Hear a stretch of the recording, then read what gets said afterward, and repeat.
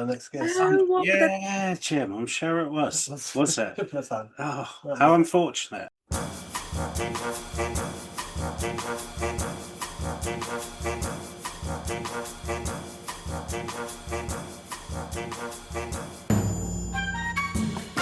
Welcome back to Everything's Fine Probably, the show where we take a look at the news from the world's media, tut, and then go and see what proper journalists are picking up and reporting instead.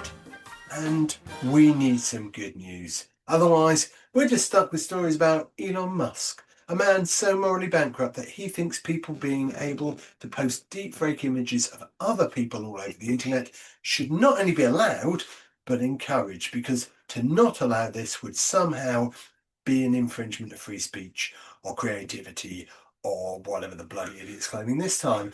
Well, fair enough, maybe we should flood the internet with humiliating images of Elon Musk, although whether it's possible to humiliate a man who freely associated with convicted felon Donald Trump whilst waving a chainsaw around like a chimpanzee is questionable. Meanwhile, over in the political circus, the Tories continue their dismal fall from grace. And guess who's swooping in to mop up the floor? Yes, it's the country's latest practical joke, Reform UK, a party basically made up of failed Tories, the political equivalent of the kid who couldn't make the football team yet somehow not only playing but scoring goals. Mostly own goals, but still a kind of progress. Polls show them doing better than the very people they defected from.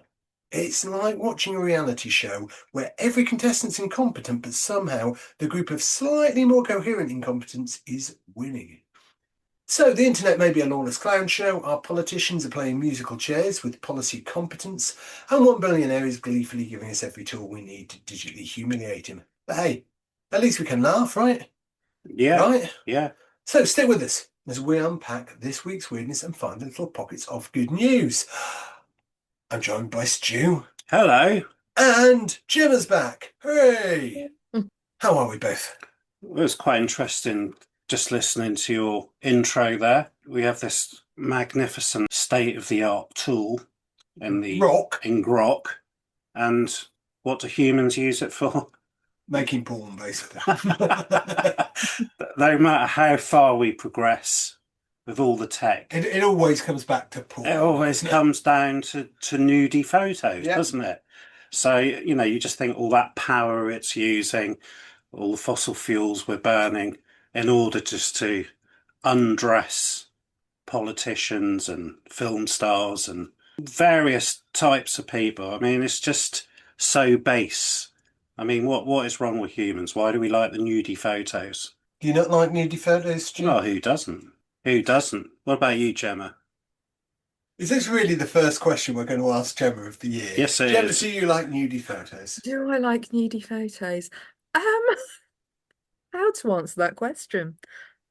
I suppose it would depend, well, who are they nudie photos of? Well, that is quite a factor, isn't it? Yeah. And I think if you're going to make nudie photos, you need a bit of consent, don't you? Well, that's the issue, really. Isn't it? Isn't it just, yeah. If you want to pose for nudie photos, plenty of people have done down the years. Okay, yeah. It's fine. Yeah. It's up to you, isn't it? But just because you've got freedom of speech doesn't mean you should necessarily use it at other people's expense, does it? No. Seems like the government are coming in hard on this one. No pun intended. But I think they're right to do it. Yeah, it's reached a point where we've got to start, surely, somewhere to put some laws around this stuff. Yeah, for sure. Because we're getting into a situation where vulnerable people are going to get targeted, which they already are. Mm-hmm. And people won't be able to tell the difference between what is real and not real. I think the law was passed about 10 years ago, but obviously now it needs a lot of amendments to keep up with these latest developments, doesn't it? Absolutely. So interesting times we live in, that's for sure. But apart from that, I had a good week. It's been a snowy start to the year, isn't it? Especially up north. Been cold and wet, but we're nearly halfway through January now, so that's a good thing. Yeah, it's always a good thing, isn't it? Jim's been doing well on his running. Excellent. So we talked about that last week. Run/walk for epilepsy. Yeah, challenge 100, 70 miles now achieved. 30 to go. Oh, indeed. So, yeah, very happy with that. So thanks for everyone who's sponsored Jim on that. We'll share the link again tonight. So if you fancy throwing Jim a couple of quid, all for a good cause, please do. Excellent. Well, let's get into spreading a little good news and happiness over the world, shall we? And we've got some very good news to get started. Yeah. One of our absolute favourite topics. No, it's not the High Seas Treaty. No, it's got nothing to do with rugby. It's not lamb news. It's not, is it? It's lamb news, It's people. not. Who's at the lamb news desk today? Well, we are Shelley-less. So filling in on the lamb desk, it's over to Gemma. Hello. I feel like this is an homage to Shelley. It feels very wrong taking on her role. But this time, lamb news is coming from Germany. A flock of sheep, or part of a flock of sheep, decided that they'd break free from the rest of the crowd and go, as every sheep wants to, wandering into a local shop. The quote that I have in front of me was from the shop staff. It was impossible to tell whether the sheep were looking for something particular on offer or just wanted to warm up. Oh, okay. That's well, to be fair, isn't that like humans? How many times have I wandered into a shop for no other reason than it's raining or it's cold? I just want to don't they have like fleece though? The sheep? Yeah. The photo looks like possibly they've been sheared relatively recently. Oh, really? Been Don't look as woolly as okay. perhaps they could be. Yeah. But maybe it was just a quick look around, see if there's any last things left in the January sales. Browsing. Yeah. Looking for bargains. See, now last week, right? I did that pirate joke. It was a very, very old joke, Stu. What about what you just did there? That was, Are you saying it was bad? Anyway, so what happened to these sheep? Did they get up and leave, or did they buy anything? I'm not sure that they bought anything. I hope they didn't nick any. Possibly. I imagine if there was any edibles at sheephead level. I think you should make up the end of this story yourselves. So what did do we know what happened, or is this as much as we know? It was a local shop, you say, that they went to. Very not much a chain like B&M Home Bargains. Do they have home bargains in Germany? I don't know. Munich, they have, or at least had last time I was there, a shop called Wormland, presumably for all your worm-related retail needs. Yeah, we've talked about that, haven't we? About time, if you ask me. I've just been sitting here trying to think of sheep puns, and I can't think of any. I've done sheep puns, and I've just been lambasted for it. So I'm not prepared to continue. It's quite interesting, isn't it, that this article made the news? The fact some sheep walked into a shop and left. They might not have left. I mean, there was a few dozen of them. It wasn't as if it was one or two. Okay. There are many sheep in this. And this was from a German newspaper, was it? Or this is from Only Good News Daily as well. Only Good News Daily. So and the credit is German Embassy. There you go. So the German Embassy. So breaking news: some sheep walked into a shop and left. I mean, that's hardly. Something tells me you're not that impressed with this particular piece of lamb news. I like lamb news as much as the next person. I think you do. Well, I do, but I think it seems quite lazy journalism. I see. Well, look, if you're not impressed with that, let's have some different animal news then. Hold on to your hat, Stu. This one might impress you a bit more. What's this one? Like a cow walked into a Aldi and left. Is it along those kind of lines? Okay, I'm just going to put that story to one side. I've got another one. Let's talk about a comeback. A horse walked into a pub. Are you going to do lots of things? What did the barman say? Why the long face? Well, did that happen, Stu? Maybe. Another one of your very old jokes? Maybe. It's a bit rich coming from you, where you've started tonight. Right. I'm going to do this next story. Okay. You shut your lips up. Yeah. Right. Anything to do with pigs? Nothing to do with pigs. All right. Okay. Carry on. It has to do with the Lynx. Not the teenager's favourite range of unpleasant smellies, the tufty-eared big cat with the permanent "I know something you don't" expression, right? Hasn't roamed Scotland for more than 500 years, which was around the same time they previously qualified for the World Cup finals. But now the Lynx is officially eyeing a return. because a public consultation has launched that could steer a future reintroduction programme. Now, before anyone panics, this isn't a secret plot to release 1,000 murder kittens into Tesco car parks. Conservation charities have been pushing this for years, arguing that Lynx could boost biodiversity, stop deer from eating literally everything, and attract tourism. Because deer in the Highlands currently have no natural predators, and they know it. They're basically freeloading influences, stripping forest bare, daring anyone to stop them. Enter the lynx, a natural predator, quiet, elusive, famously uninterested in humans, livestock, or starting podcasts. Now, 89,000 households in northern Scotland are being asked what they think about bringing lynx back, which feels fair. If a large, mysterious cat's moving into your wider neighbourhood, then you should at least get a survey. Steve Micklewright from Trees for Life says Northern Scotland can absolutely support a thriving lynx population, but social acceptance matters just as much. So in other words, the ecology works, we just need people not to immediately lose their minds. Studies suggest the Highlands and Moray have enough woodland and wild prey to support up to 250 lynx.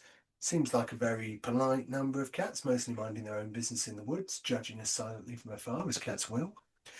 Lisa Chilton from the Wheel Wilding charity Scotland The Big Picture says reintroducing lynx could restore balance and breathe new life into the landscape, as long as it's done carefully and responsibly, addressing people's concerns. And yes, people do have concerns. What if it eats sheep? What if it eats dogs? What if it eats me?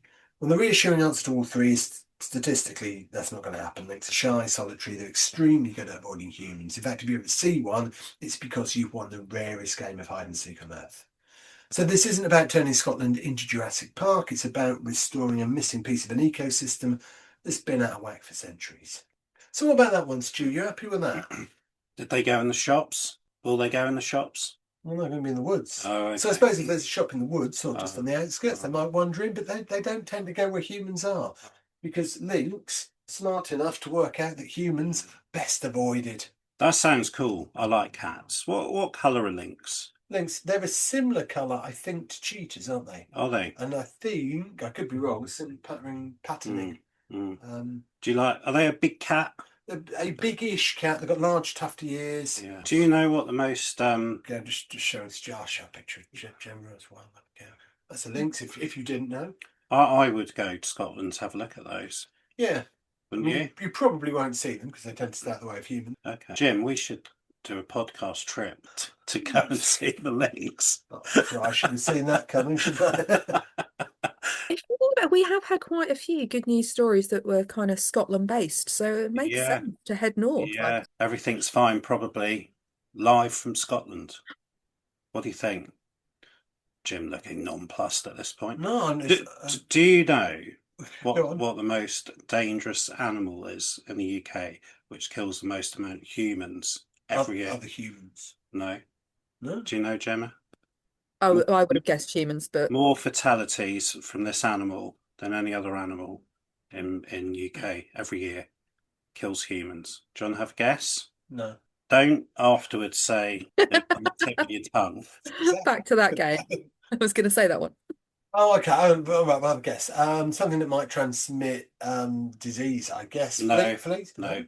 Land animal? Land animal. Have a guess. Dogs. It's not dogs. Cats. It's not cats. Monkeys. Not monkeys. Mice. It's not mice. I think I'm going to have to step in here and tell you. It's cows. You just leapt in before I could get it. Sorry about that. That's all right. Sorry about that. I've got a habit of doing that. Yeah, I have got a bit of a habit. Yeah. So that's right. They crush people to death when they get spooked. They just sort of sometimes get a bit spooked, and the herd just ends up crushing people. You know, where you get these kind of predatory animals in other countries, our most dangerous animal is the cow. So next time you're out and about in the countryside, be aware.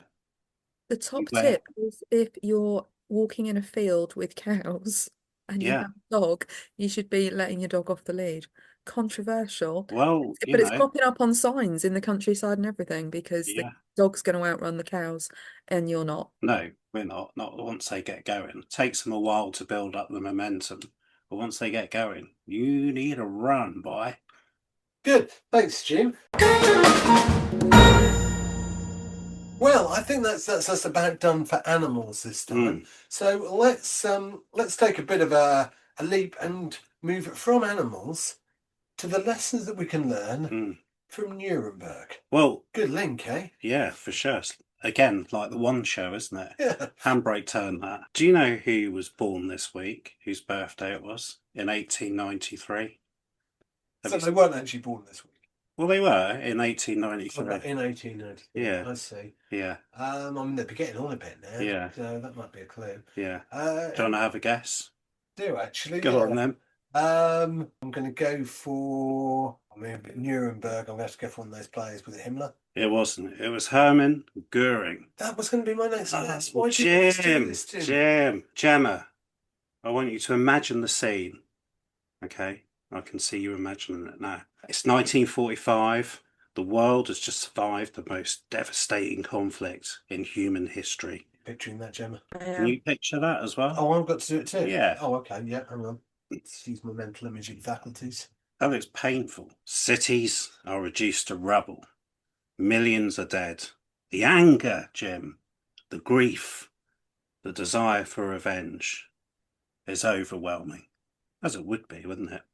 At that moment, the Allied powers, the US, the UK, France, and the Soviet Union, faced a choice. The easy choice, of course, would be to line up the perpetrators against a wall, finish it. Summary execution. That's the way to finish it off, isn't it? An eye for an eye. But they didn't. They didn't do that. What did they do, Stu? Well, they chose something harder. They chose the rule of law. They chose to hold a mirror up to the face of evil and demand an accounting. They chose the Nuremberg trials. 80 years later, we are celebrating a powerful new artistic achievement that brings us back to that moment. It's a new film. Anyone seen it? Called Nuremberg? I've not. It's Rami Malek and Russell Crowe, is that right? Yeah, it is, yeah. And it is by the right director, James Vanderbilt. Vanderbilt, he stood on stage recently and he said, history mustn't be forgotten. He realised that for his daughter's generation, the events of now, of World War II, are beginning to feel distant, almost unreal. So he thought he wanted to try and bridge that gap, bring it back into the zeitgeist, the mainstream. It isn't just a courtroom drama, it's a psychological duel. The film focuses on the intense, bizarre, and revealing relationship between Hermann Goring and an American psychologist, played, as you say, by Rami Malek, who's also in Bohemian Rhapsody. He was, which he won an Oscar for, didn't he? I think he did, yes. He was also the villain in the last Bond film. Yeah, he was, yeah. So here's where the story then gets fascinating. Okay. The doctor didn't just go to watch. He wanted to understand. He was tasked with determining if these men were mentally competent to stand trial. But secretly, he had a bigger ambition. So he wanted to find the medical flaw in the Nazi mind. He was looking for a shared psychosis, a germ of evil, that could explain how civilized men commit monstrous acts. He spent hours with Goring. They talked, they debated. Goring, ever the showman, was charming, intelligent, and fiercely manipulative. What did Dr. Kelly find? This is the revelation that makes the film so important today. He didn't find a monster. He didn't find a rare disease. What did he find? Well, he found ambition. He found drive. He found opportunism. He realised these men weren't a different species. They were individuals who saw a path to power and took it. It's a chilling but vital realisation that evil is not a virus. It's a choice. The film, like the trial itself, moves from the psychological to the undeniable. There is a moment in the film, I've actually seen it, which happened in real life, that changed everything. The prosecutors didn't just use words, they actually screened film footage found by the Allied soldiers liberating the concentration camps. In the film, we see Russell Crowe's Goring look away. He cannot face the reality of the screen. That was the moment the banality of evil collapsed under the weight of evidence. It was the moment the world stopped debating victors' justice and started grappling with the true scale of the Holocaust. It reminds us why documentation, why journalism, and why truth matters. I don't know if you know, but Goring took his own life before he could face the hangman, hid some cyanide, and obviously killed himself before he was hung.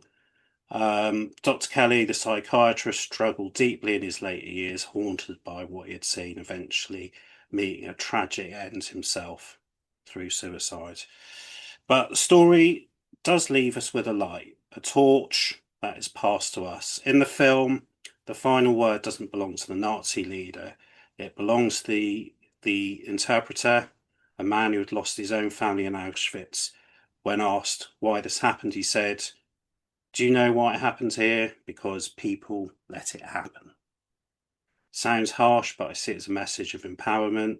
If it happened because people let it happen, it means it can be stopped if people refuse to let it happen. So 80 years later, we're still talking about it because filmmakers like Vanderbilt ensures that this history remains living and breathing. The next step for us is go see the film, read the history, share the story, and as long as we can keep these conversations alive, we can try to ensure that lessons of Nuremberg are never lost. And I think, unfortunately, still ringing true today, isn't it? We're seeing it's particularly salient right at the moment, doesn't it? Absolutely. And we need truth more than ever, don't we, through positive journalism. Obviously, as we speak tonight, Iran is going through some difficulties there, aren't there? There's a media blackout, isn't there? Seems as though some kind of revolution is going on, and let's just hope not too many atrocities are committed, or if they are, they're being documented, and the people responsible are brought to task. Yeah, absolutely. One lesson we seem to be able to learn from history is that we never seem to learn anything from history. We don't, but it's important to keep history alive, isn't it?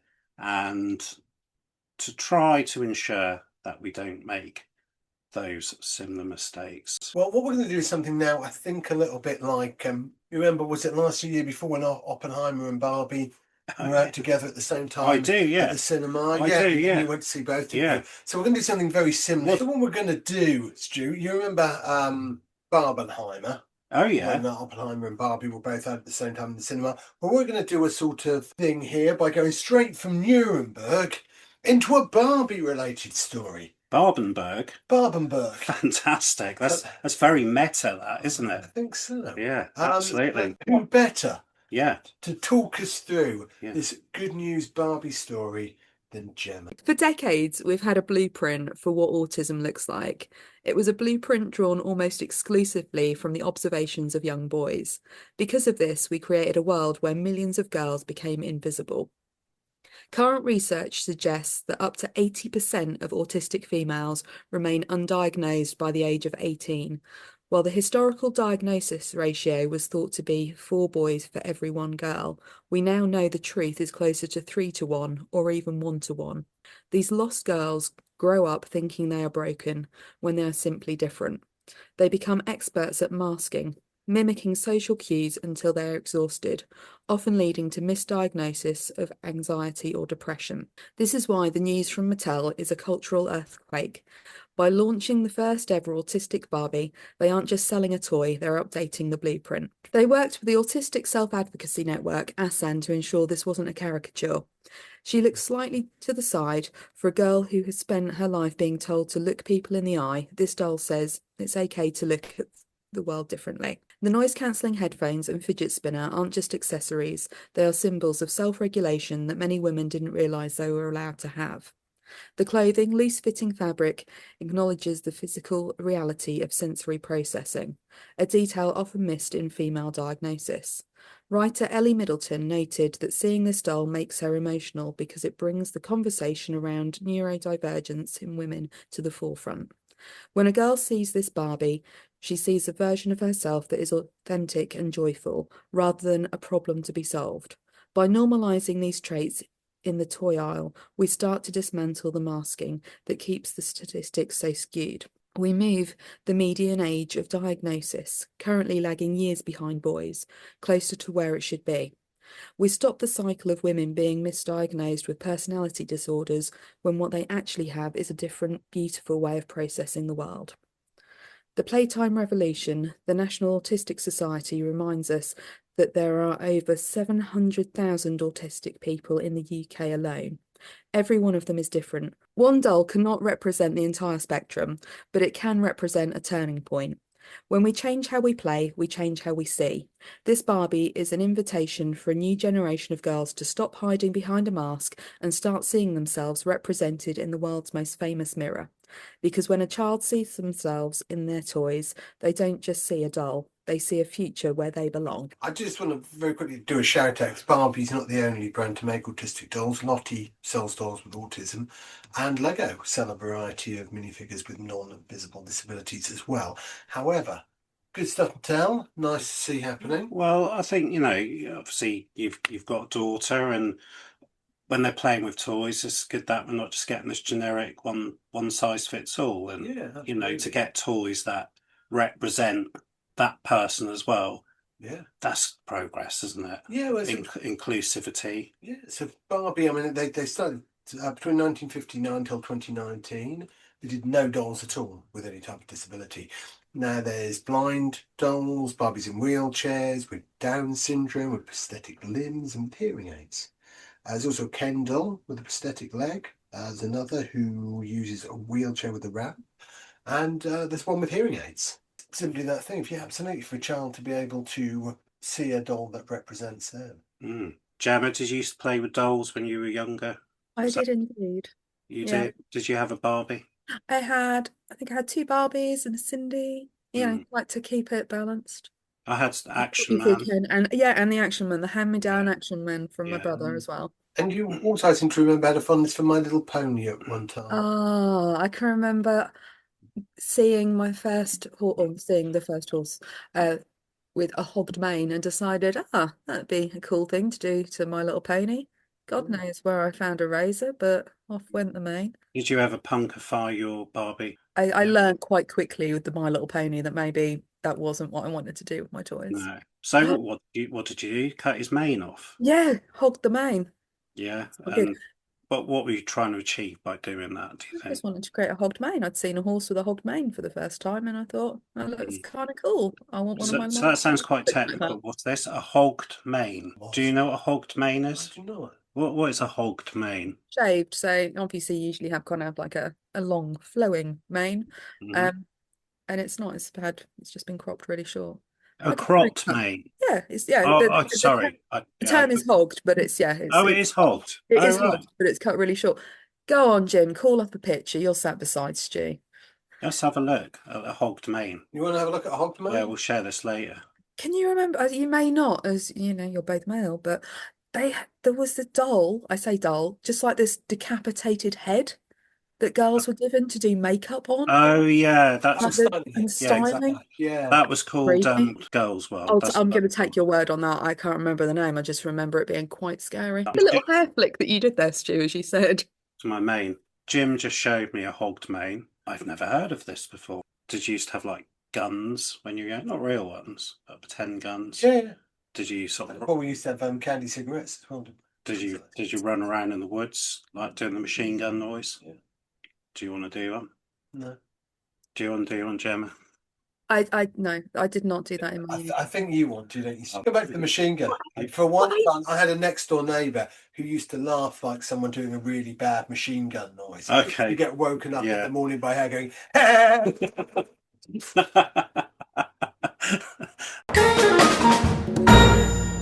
Let's turn our attention now to something completely different and yet another hideous, screeching handbrake turn.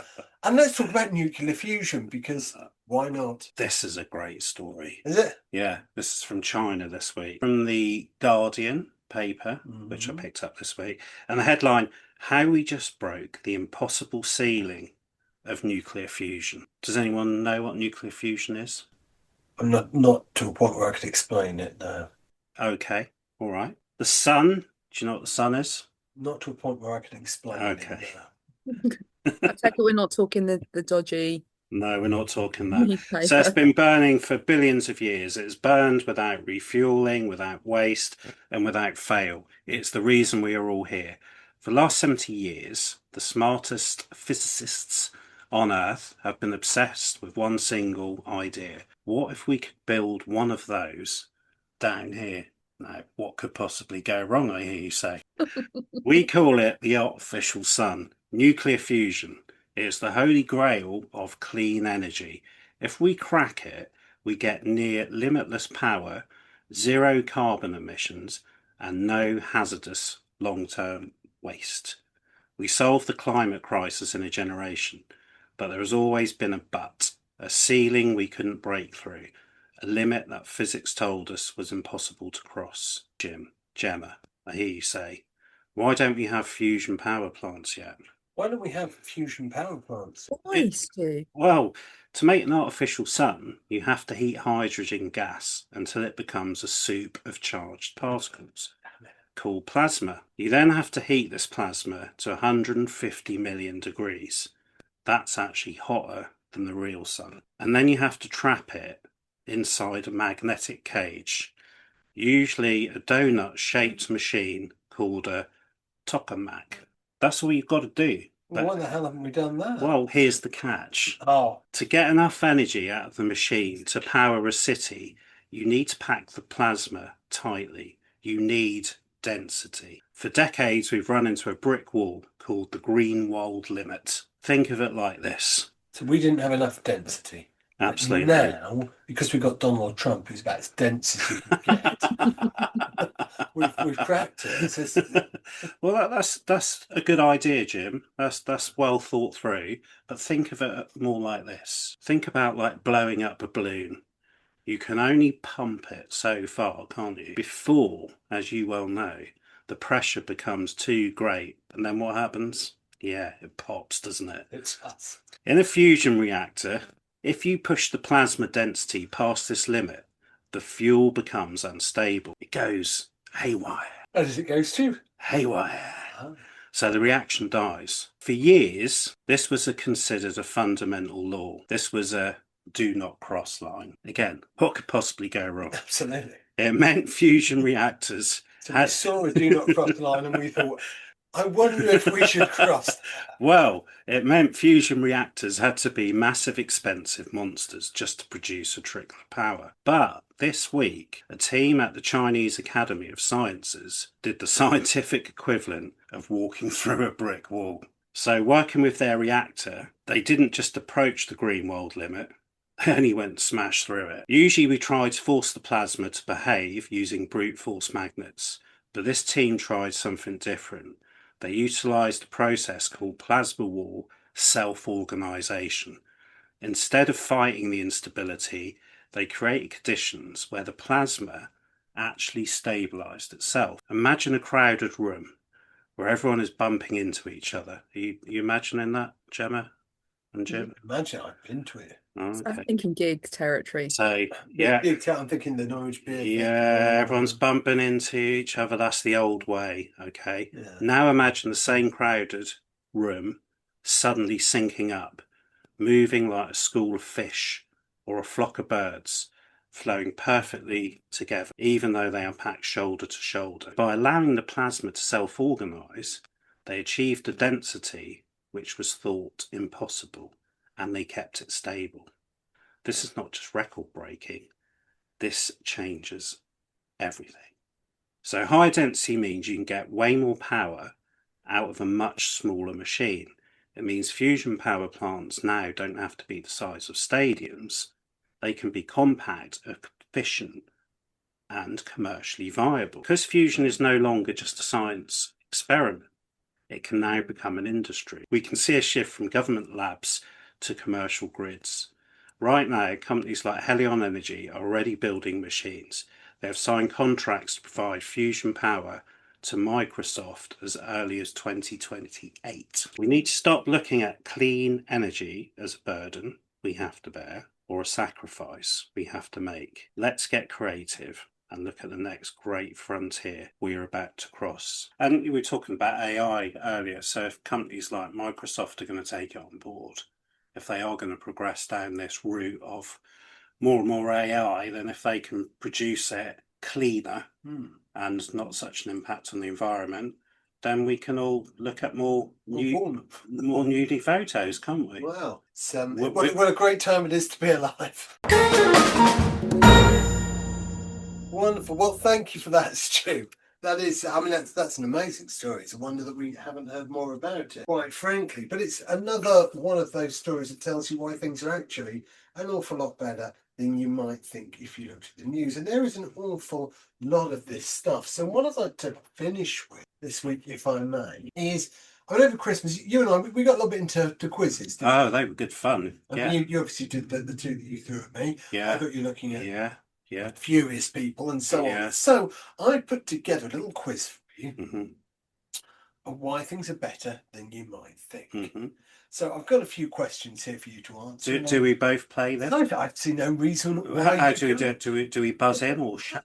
Oh, I think it can be far more discursive than that. You can both have a go and see what you think. Okay. The first question is a true or false question. All right. And if you've been listening or paying attention to this show, or we've been recording it, you should know the answer to this. So true or false, global emissions are still rising at the same rate as 10 years ago. Is that true or is it false? Sort of smiling, sort of debate. She's got that aura of, I haven't been listening to the show, well, I've not been on it, and I don't know the answer. I'm going to say, well, I know they're falling in the UK, so I'm going to take a punt worldwide that they are falling. So the question is, are they still rising at the same rate as 10? False. You're going to say false? I feel like I've got to be contradictory then and go true. Oh, Gemma, you should have just jumped on the bandwagon. Damn it. 10 years ago, the scientific consensus was bleak. A future of 4 to 5 degrees of warming felt not just possible, well, actually really likely. But since then, something quite unexpected has happened. Governments, markets, industries started responding in their own imperfect and not fast enough ways. And as a result, global carbon emissions growth has slowed sharply. In many countries, emissions per person are falling even while economies grow. Renewable energies exploded. Net zero commitments now exist at a scale that, if actually followed through, could keep warming below 2%. That's still not great, but it's a hell of a lot better than we thought. So my next question for you is, what has driven most of this shift? And I've got options for you. Is it A, carbon capture, B, solar energy cost collapse, or C, everyone recycling better? Okay, I do know recycling in that everything we recycle, only about 10% actually does get recycled. So I think we can get rid of C. I'm going to go for carbon capture. Do you want to jump on that, or do you want to go for the solar? I'm gonna learn from my previous mistakes and just go with Stu's got some brain. Oh, Gemma, you've made the opposite mistake this time. Stu's got it wrong. It is radically cheaper solar power. It turns out the sun is extremely generous and it doesn't invoice us monthly. This shifts climate change from inevitable doom to hard problem with a visible solution. That's huge psychologically and politically. We're not safe yet. We're not out of the woods. But the route away from full-blown catastrophe is clearer. Just imagine if we built our own sun. I know, right? What might we do? In a cage. Using only donuts. All right, your next question. There's a movie there, isn't there? I think so. Next question. In 2015, the International Energy Agency predicted we'd add about 35 gigawatts of solar by 2023. But they were wrong. How far out was their forecast? Was it slightly? Was it twice as big? Was it 10 times too late? So, yes. I think twice as big. Do you think twice as big? No. Listen to the phrasing. I reckon the forecast was 10 times too low. 10 times too low. Oh yeah, sorry, well done, Gemma, for actually listening to it. I agree with Gemma. 10 times. I'm hoping for redemption. You are quite right too. Yes. Virtual high five there, Gemma. Woo! Solar is now cheaper than coal in most of the world. Wind's scaling fast, battery storage is improving. Clean energy investment now massively outpaces fossil fuels. We're approaching a world where it may be cheaper to make fuel from sunlight and water than to drill it out of the ground like a furious mole. Electric vehicles following the same curve, clean energy spreading faster, not because people are nice, but it's just a cheaper option. So as a follow-up question, is coal now mainly used for A, energy, B, nostalgia, or C, barbecues and regret? Barbecues and regret. Well, I mean, who knows? But what we do know is that energy abundance changes everything. Growth without emissions and development. In China, they're building one coal-fired power station a week. Yeah, that's true, because they want to get to net zero by 2030, but obviously they still need to keep energy low cost. But because they're investing on the other things you've just talked about, that's the strategy. So they're not trying to get to net zero too quickly at the cost of the economy. So they are still burning coal, but they will phase it out. Sounds sensible to some degree, because there is talk, isn't there, in this country that we're trying to get there too quickly, keeping energy costs high. I mean, there's this getting there too quickly thing is an interesting debate. Is it okay, maybe too quick for the economy, but if it's completely trashing the planet, then you really can't get there too quickly. I think the argument is, out of all the world emissions, the UK is 1%. Do we need to get there first, or is it maybe the Chinese or the Americans? Well, we know the answer to that. Or do we want to be seen as the leaders in this kind of technology? Your next question. How much longer do we live now compared to the year 1900? Is it A, 20%, B, 50%, or C, more than double? So 19th century. So I think people used to live to about 50. So what are the answers? 20%, 50%, or more than double? It's not double, is it? No, I reckon 50% more. Should we go 50%? Yeah. 50%? 50%. You're both happy with 50%? Yeah. Well, someone born today can expect to live more than twice as long as someone born in 1900. It's more than double. In South Korea, life expectancy has actually tripled in just over a century. Child mortality, once horrifyingly normal, has collapsed globally from about 50% to, well, what do you think? It was about 50%. What do you think it is now? 10. You want to go 10? Let's go 10. 10's nice. Oh, do you think 10's too round, though? All right, 11. 11.7. No, I think that's a bit too, I think that's going too deep there. 11%. It's under 5%. Oh, yeah. And that's all thanks to medicine, clean water, vaccines, and really boring infrastructure, but that does really heroic things. So we're entering a new phase now. Scientists are learning how aging itself works. In labs, animals, they're living longer and also healthier. Aging causes about 2/3 of all deaths. Slowing it down could be one of the biggest breakthroughs in human history. What do we think there? Do we want to live longer? Is that a good thing? Well, I suppose if you're healthy, maybe a bit boring as well. What do you think if you get to about, say, 88? What are you going to do all day? I mean, there's only so many editions, a countdown you can watch. Oh, I'm being facetious because, everyone's different, aren't they? I don't know. So is that a good thing? I mean, it probably means you're going to spend more years working. Yeah. Well, I don't know if we are, actually, because it's just not going to be efficient or effective, is it? Because the best one in the world, older people in the workplace, they're slower. There's a bit of cognitive decline there. So is this one of your colleagues you're talking about specifically, history? Well, no. I hope they're not listening to this. I'm not, but I just don't think that's the answer. I think people don't need to work longer. I think as we keep talking about AI, I think we can work smarter and more efficient and less hours as well. So Denmark, they work 32 hours a week, one of the lowest in Europe. Well, I think people can work older if they're working less hours. But that's not everyone, is it? There we go. We could debate that one all night, and we're not going to. Here's another question for you. True or false? Global extreme poverty has increased since 1990. Well, no, it hasn't. I'm going to say false. What do you want to say, Gemma? I think false because... False. Oh, it's false. It's very Oh, false. yeah. Do you know roughly how many people escaped extreme poverty since then? What's the percentage? Would you like some options? Yes, please. Is it 100 million? Mm-hmm. Is it 500 million? Mm-hmm. Or is it in fact over 1 billion? He's tempting us with that big one, isn't he? Yes. You know, that Like the big billion. chase, isn't it? Yeah, Dangling it. he is dangling it, isn't he? That big billion. What do we Are think? we Are we going to tempt? go Are for we it? tempted? Should we take a bite? Why not? Go Why on not? then. And you're right, Hugh, because since 1990, over 1 billion people have left extreme poverty. The global rate dropped from 38% to just over 9%. That's one of the greatest improvements in human well-being ever recorded. That's incredible, isn't it? We barely talk about it. That is That's not fixed enough. absolutely incredible. So 1/8 of the world's population. 600 million people still live below the poverty line. It's a healthy trend. It's not victory yet, but the trend is real, it's measurable, it's continuing, and it proves that poverty is not inevitable. It's solvable, and history says progress accelerates when energy, education, and healthcare improve together. Okay, the next question is about AlphaFold. Have you heard of it? I haven't, no.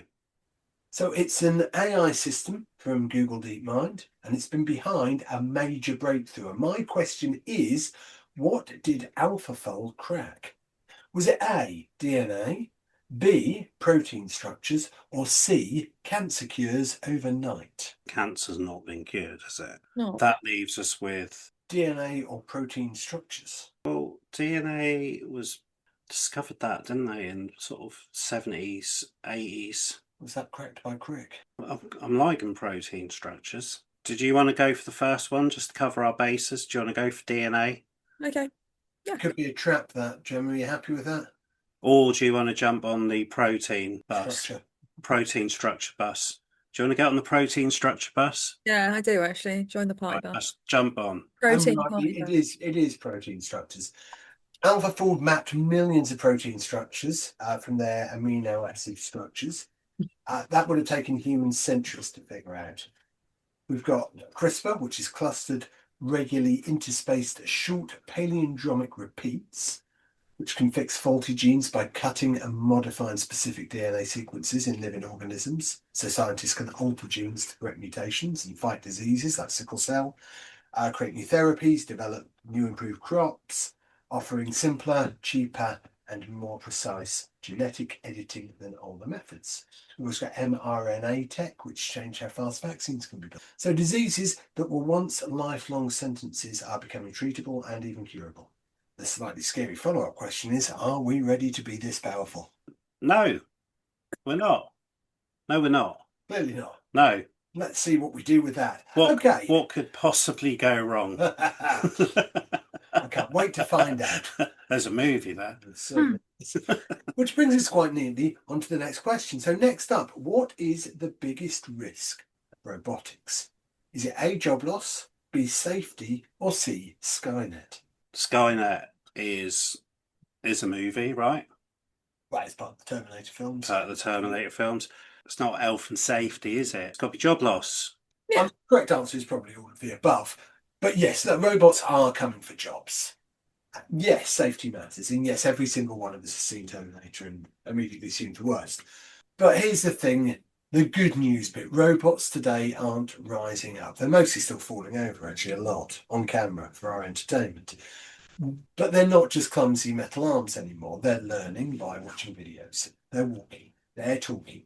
And they're doing dangerous, dirty, and genuinely horrible jobs that humans absolutely should not be doing in 2026, like entering disaster zones and handling toxic waste and doing repetitive factory work that slowly turns your spine into dust. Or warehouse jobs where the performance target is be fast in the machine or feel bad about yourself. So it's not replacement as such, it's relief. It's more humans doing things that humans are actually good at, like care work and creativity, problem solving and complaining, unionising. So instead of congratulations, you've been replaced, it should be congratulations, your job no longer destroys your body, here's some training support in the future. So the danger isn't that robots take jobs. The danger is that we let robots take jobs without changing anything else. So if all productivity gains go to the same tiny group of people who already own 3 mansions and a rocket, then yeah, robotics becomes dystopian very quickly. But that's not a technology problem. That's a Bond villain problem. Automation's always created more wealth than it destroyed. The question is always going to be, who gets it? Well, the thing is about robots, they can't walk properly, can they? They still haven't learned how to walk properly. There's They are, and they are at the quite funny stage. They are still at the quite funny stage, aren't they? They look like puppets, I think. Yes. They sort of, they bounce along. Let's not worry too much. Let's, learn to walk first, robot man. Then we'll have a conversation, won't we? Yeah, Stu sticks it to the robots. Absolutely. Then we'll have a Come conversation. back when you come. Well, absolutely. So there's a long way to go because robots are still quite dumb at this stage. Let's not get too carried away. So is that the end of the quiz? That is the end of the quiz. Well, I think we did quite well there, We Gemma. did, and with that in mind, I have a question for you, Stu. Okay. A very serious question. Oh, What trousers have you got on? jeans. Oh, so not an active waistband. Not tonight. No. So no celebratory lunges. No Should lunges tonight because we're through Christmas now, so it's beginning to shed a little bit of that now. So I feel more confident in wearing a proper pair of trousers. I thought your active waistband were for elite sports people. Well, they are for elite sports people and also for fat people as well, especially after Christmas. That's not what I was implying. I was just thinking the lunges. Well, No, I no, was going for the active angle. you didn't imply it. I implied it. I mean, they're, after a Christmas dinner, so comfortable, so comfortable. You can stretch, you can lunge, as though. Were you lunging after your Christmas dinner? Well, don't we all have a Christmas lunge? That's how you kind of Dinner, let then go for the some pound stay lunging. on for too long. Absolutely. Yep. I mean, that was a great segment, wasn't it, last week? The fashion. I really did enjoy the fashion segment.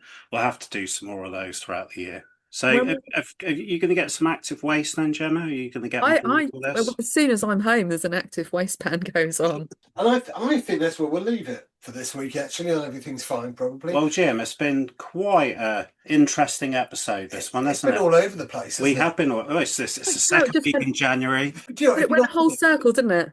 It did go full day. circle. Yeah. I'm not sure if it did. I think it just zigzagged all over the place and fell over, like so many of us in January. And the robots. Absolutely. Yeah. But look, if nothing else, we hope we provided you with a small, comforting reminder that while the news is busy screaming about how awful you and the rest of humanity is, there are still good things happening quietly in the background. You've just got to squint a bit, or even better, just listen to us. You might even be thinking that more people should listen to us. And if so, well done. You're quite right. Top of the class. So all you have to do is the algorithmic shuffle, which involves liking, sharing, subscribing, reviewing, smash nothing, break nothing, just gently tap buttons so the internet knows we exist. It doesn't bury us under 14 hours of Gen A shouting to webcams. You can find us on social media as well, where we post stuff sometimes. Come and say hello, or argue politely, or just lurk. We pretend to respect all three. Jim, Stu, I know you say I mustn't forget about our English listeners. you're going to bang on about America again, aren't you? I'm not. I love our English listeners and the Scottish and the Welsh and the Irish. I love them all. But can I just say, hello, California, hello, Virginia, and hello, Canada, because they're all listening. They want to hear about active waste. They want to hear about how robots can't walk properly. They're into this, and they want to know about autistic Barbie. Where else are you going to get this content? So tell your friends. Keep listening. Good. So we will be back next week with our first guest of 2026. Yeah, it's a rugby thing, a Harlequins rugby thing, of course. Emily Atkinson from Queen's Pride will be joining us to tell us about the great things they're doing and to provide yet more proof, because it seems that we need it, that despite everything, everything's fine, probably. So until then, look after yourselves, look after each other, and remember, if the world feels like it's falling apart, at least you're not a Tory pathetically trying to prolong your career by proving that you have no principles at all and joining Reform UK. Thanks for listening.